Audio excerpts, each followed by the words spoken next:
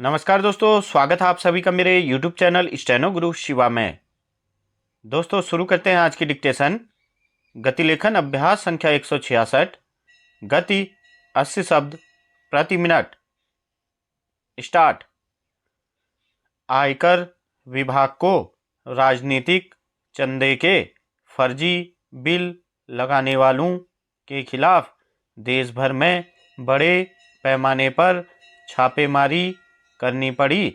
राजनीतिक चंदे के फर्जी बिल लगाकर आयकर से बचने का काम पहले भी होता रहा है।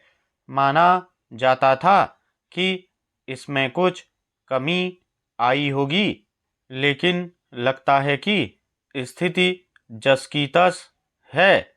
यदि वास्तव में ऐसा है तो इसका मतलब है कि राजनीतिक चंदे और आयकर संबंधी कानून ऐसे हैं कि लोग उनका दुरुपयोग आसानी से कर लेते हैं।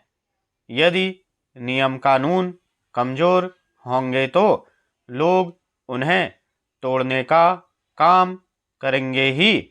यह ठीक है कि लोगों को जिम्मेदार होना चाहिए, लेकिन आखिर सरकार की भी तो कोई जिम्मेदारी बनती है। समझना कठिन है कि वह राजनीतिक चंदे और आयकर से जुड़े कानून इस तरह के क्यों नहीं बना पा रही है कि उनका न्यूनतम दुरुपयोग हो सके, और यदि लोग दुरुपयोग करें तो आसानी से पकड़ में आ जाएं। बात केवल आयकर कानूनों की विसंगतियों की ही नहीं है। टैक्स संबंधी अन्य कानून भी खामियों से पूरी तौर पर मुक्त नहीं किए जा सके हैं।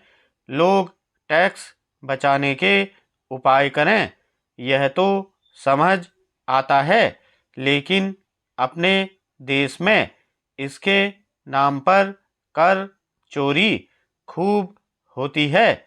यह ठीक है कि कर संग्रह बढ़ रहा है, लेकिन उतना नहीं जितना बढ़ना चाहिए। वैसे तो टैक्स चोरी दुनिया भर में होती है, लेकिन इसका यह मतलब नहीं कि भारत में भी वह होती रहे और उस पर कोई प्रभावी लगाम न लग पाए। टैक्स चोरी पर शायद पूरी तौर पर तो रोक नहीं लगाई जा सकती, लेकिन टैक्स चुराने वाले लोगों के मन में कानून का थोड़ा भय भी होना चाहिए।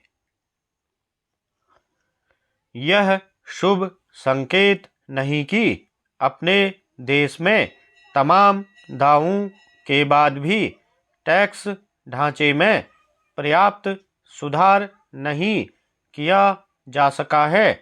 पता नहीं टैक्स ढांचे में जरूरी सुधार करने में देरी क्यों हो रही है। जो भी हो, इसकी अनदेखी नहीं की जा सकती कि नोटबंदी के बाद यह जो दावा किया गया था कि नकदी का चलन कम हो जाएगा, वह थोथा ही साबित हुआ।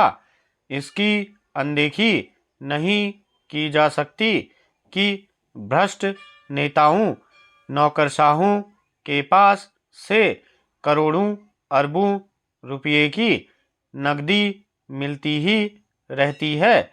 यदि नेताओं नौकरशाहों को रिश्वतखोरी पर सचमुच लगाम लगानी है तो नकदी के चलन को कम करना होगा और मनी ट्रेल का पता लगाने की कोई ठोस व्यवस्था भी करनी होगी।